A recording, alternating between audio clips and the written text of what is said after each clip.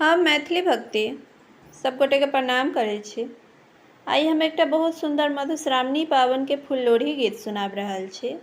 आशा अछि फुल्लोढ़ी गीत अपने सब आदमी के नीक लागत। सुनू ई फुल्लोढ़ी गीत आ हमर वीडियो के लाइक, चैनल के सब्सक्राइब सब आदमी कऽ देबै। जय मैथिली, जय भक्ति। सिया जी चलली फूल लोढ़ैला, पायल छम छम बाजन ना।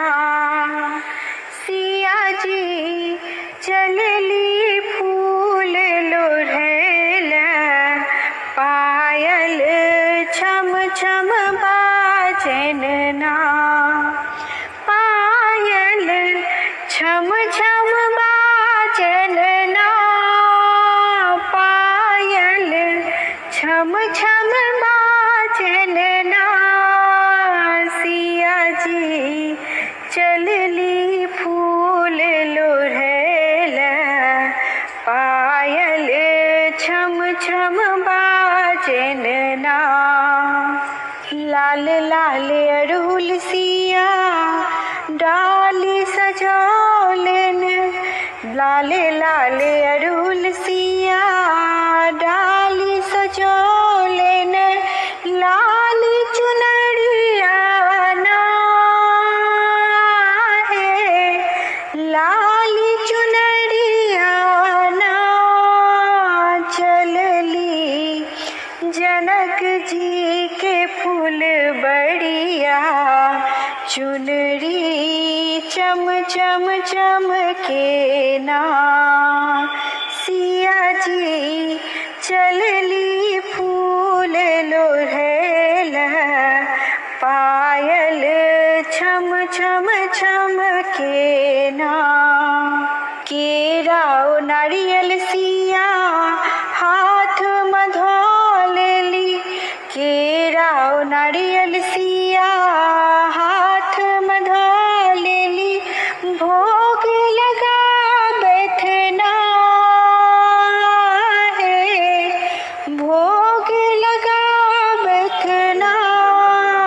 सिया जी संगले सखिया सहेलिया, गौरी के भोग लगाबैत ना। सिया जी चलली फूल लोढ़ैला, पायल छम छम बाजन ना। सिंदूर सपरी सिया हाथ में धो लेली, सिंदूर सपरी सिया हाथ में ला लेली। गिरजा मनाबैत ना है, गिरजा मनाबैत ना। सिया जी जुग जुग रहू एही बाती, गिरजा आशीष देलनि ना। सिया जी चलली फूल लोढ़ैला, पायल छम छम चमके ना। सिया जी चलली फूल लोढ़ैला, पायल छम छम चमके ना।